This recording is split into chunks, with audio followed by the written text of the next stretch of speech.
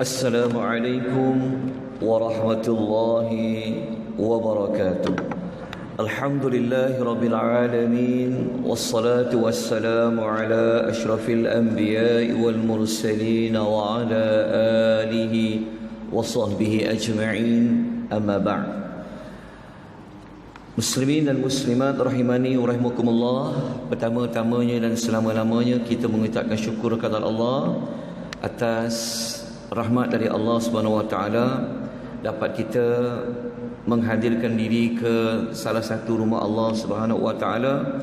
Seterusnya kita menggunakan sedikit waktu yang Allah beri kepada kita untuk kita memahami apakah yang Allah ingin sampaikan di dalam surah-surah Al-Quran, yang mana kita masih lagi berada pada surah Ar-Rahman, ayat yang ke 71 insya-Allah, 72 insya-Allah kita akan bacakan pada pagi ini, muka surat nombor 45 di dalam nota.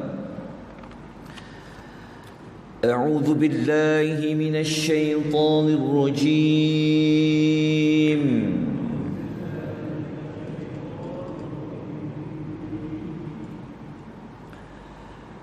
حور مقصورات في الخيام.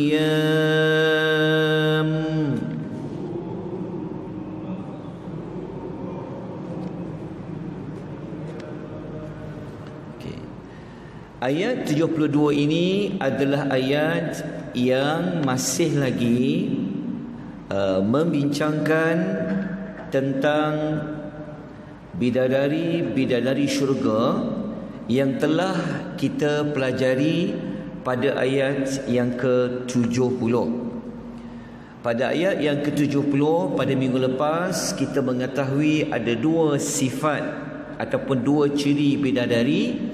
Yang pertama adalah khairatun, mereka adalah pasangan yang sangat baik. Satu lagi adalah hisan, iaitu cantik rupa parasnya. Manakala ayat yang ke-72 Allah memberitahu kepada kita di manakah tempat-tempat tinggal bidadari ini di dalam syurga. Hurum, hurum ni merujuk kepada bidadari yang dimaksudkan maqsuratun, yang hanya tinggal tetap fil khiyami, di tempat tinggal masing-masing. Perkataan al-khiyam sebenarnya ia adalah khemah. Kalau kita terjemahkan ia secara perkata, al-khiyam ini dia adalah bilangan banyak, jamak ataupun plural bagi kalimah khimah. Khimah tu maksudnya khemah lah. Jadi kalau kita terjemah dia khemah, nampak macam orang dia ingat khemah ni macam khemah yang kita faham. Tapi di dalam syurga, khemah itu dijadikan sebagai tempat tinggal. Di antara yang akan tinggal dalam khemah itu adalah bidadari ini. Kalau kita tengok cerita-cerita raja-raja, mereka akan ada khemah-khemah yang cantik. Jadi bidadari ni dalam ayat ini sebenarnya apa yang Allah nak sebutkan? Pertama, mereka akan ada tempat tinggal yang khusus dipanggil khemah. Tapi al-khiyam tu maksudnya apa? Khemah. Okey. Dalam ayat Quran setakat ini ayat 72 sahaja yang menyebutkan tentang khemah. Okay, dalam hadis Nabi SAW, ada dalam hadis riwayat Muslim, cuma saya tak letakkan di dalam nota, tapi tetap boleh dapatkan pada buku tentang syurga, yang mana kata Nabi SAW, bagi orang yang beriman ini, mereka di dalam syurga ada sebuah khemah yang Allah buat khemah itu min lu'lutin wahidatin, dari satu mutiara yang berlubang. Panjangnya khemah itu 60, panjangnya itu adalah 60 mil. Di dalam itu adalah tempat khusus bagi orang-orang mereka bersama dengan pasangannya di dalam syurga. Hadir riwayat Muslim. Bagaimana sifatnya, bentuknya, wallahu taala a'lam. Tak ada dalil yang memperincikan. Okey, ayat ini sebenarnya Allah juga nak bagi tahu bidadari ni sebenarnya mereka tidak keluar ke mana-mana. Dalam syurga tu mereka menunggu sebenarnya. Menunggu siapa? Menunggu kedatangan pasangannya. Tempatnya di mana? Antaranya adalah di dalam khemah. Sebab itu sebelum ini kita pernah belajar bidadari ini mereka menundukkan pandangan mereka. Kita dah belajar sebelum ini. Antara maksud bidadari menundukkan pandangan, kita telah sebut salah satu maksudnya mereka tak suka tengok orang lain. Mereka hanya suka tengok pasangannya. Maksud dia yang kedua, kenapa mereka menundukkan pandangan? Kerana mereka tidak keluar ke mana-mana untuk menonjolkan diri mereka. Maksudnya tak ada orang yang nampak mereka ini, melainkan pasangannya. Jadi betapa istimewanya bidadari ini, mereka tinggal di dalam al-khiyam, di dalam khemah. Tuan-tuan dan puan-puan rahimani wa rahimakumullah. Kita lanjutkan dengan ayat yang berikutnya, ayat 73. Maknanya pengajaran ayat ini apa? Dua lah. Satu daripadanya, nanti dalam syurga adanya khemah. Khemah itulah tempat pasangan mereka bersama. Kemudian bidadari ini mereka akan tunggu, mereka akan menetap di dalam khemah. Okay. Kita masuk ayat 73. فَبِأَيِّ آلَاءِ رَبِّكُمَا تُكَذِّبَانِ.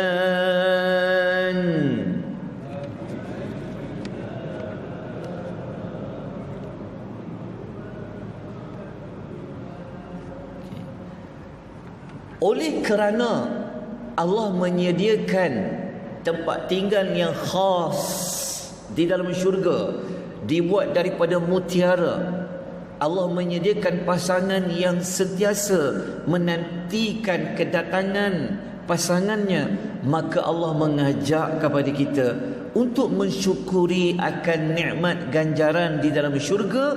Buat kali yang ke-29 kita menemukan ayat, maka nikmat Tuhan kamu berdua yang manakah yang kamu hendak dustakan. So kamu berdua tu merujuk kepada siapa? Merujuk kepada manusia, juga merujuk kepada jin yang beriman. Telah pun kita sebutkan pembahasannya pada ayat-ayat yang sebelumnya. Okey. Sebelum kita lanjutkan kepada ayat yang ke-70, kita lanjutkan dulu ayat ke-74, nanti kita buat kesimpulan tentang bidadari. Apa lagi nikmat yang Allah nak bagi kepada bidadari itu? Dahlah dia hanya suka melihat pasangannya, lepas tu dia berada di tempat yang khas di dalam khemah, menanti-nanti kedatangan orang yang dia cintai. Ada lagi nikmat lain yang Allah sebut pada ayat 74. Kita bacakan ayatnya, muka surat nombor 46 dalam nota. Lam yatmithunna insun qablahum wala jan.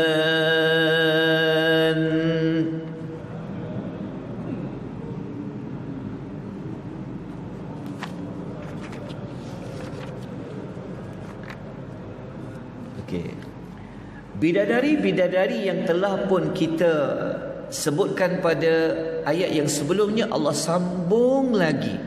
Allah nak bagi lagi pada bidadari itu, mengandungi pelbagai lagi nikmat. Apa dia? Lam yatmithunna, mereka itu tidak pernah disentuh. insun, oleh mana-mana manusia, qablahum, sebelum mereka, wala jan, dan juga jin. Maksudnya bidadari itu sifatnya apa? Sifatnya adalah perawan. Tak pernah ada mana-mana manusia yang pernah menyentuh mereka, dan mereka tidak pernah juga oleh kedua-dua itulah, sama ada daripada kalangan jin ataupun di kalangan manusia. Okey, ayat 74 ni sebenarnya kita pernah jumpa, pernah baca macam ayat yang ke 50, 56 sebelum ini. Maknanya bidadari yang Allah sediakan bagi penghuni syurga kelas yang kedua, mereka juga memiliki sifat bidadari yang masih lagi perawan. Okey. Jadi satu nikmat tak kepada kita? Ia sebenarnya adalah merupakan satu nikmat yang harus disyukuri. Maka kita baca ayat yang ke-75. فَبِأَيِّ آلَاءِ رَبِّكُمَا تُكَذِّبَانِ.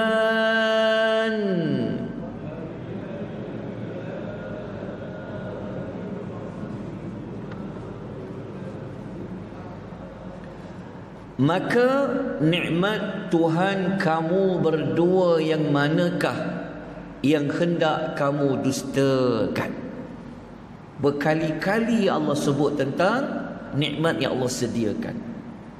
Ini adalah salah satu contoh rahmat Allah yang sangat luas. Baik, tuan-tuan dan puan-puan rahimani wa rahimakumullah, sebelum kita lanjutkan pada ayat yang ke-75, mari kita rangkumkan keseluruhan maklumat tentang bidadari syurga, yang mana kita telah sebut sebahagian daripadanya pada ayat yang sebelumnya. Jadi bidadari syurga ini, seperti mana kita pernah sebut sebelum ini, sekali lagi kita ulang, antara sifat bidadari syurga yang pertama adalah mereka ini menundukkan pandangan, seperti mana kita jumpa pada ayat yang ke-56 sebelum ini. Saya telah sebut apa maksud menundukkan pandangan. Okey, nikmat. Jiwa dia, perasaan dia, pandangan mata dia hanya suka melihat kepada pasangannya. Yang kedua, seperti yang kita belajar ayat yang sebentar tadi, mereka ini menanti-nanti pasangannya, mereka berada di dalam khemah. Yang ketiga, mereka ini adalah gadis perawan, seperti kita sebut tadi. Macam itu juga pada ayat yang ke-56. Yang keempat, bidadari syurga ni usia mereka sebaya. Sebab apa kita kata mereka usia sebaya? Kerana di dalam hadis, orang yang paling rendah nikmatnya, orang yang paling rendah darjat dalam syurga, dia akan dapat 2 bidadari.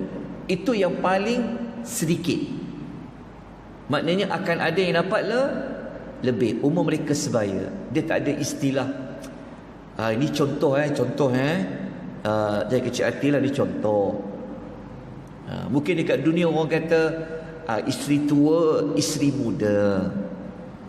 Contoh, mungkin orang lelaki dekat dunia ini dengan kekurangan diri dia, mungkin dia lebih menumpukan kepada isteri yang muda ke yang tua. Kena dua-dua macam tu. Pening-pening pergi kat isteri yang tua juga akhirnya. Okey.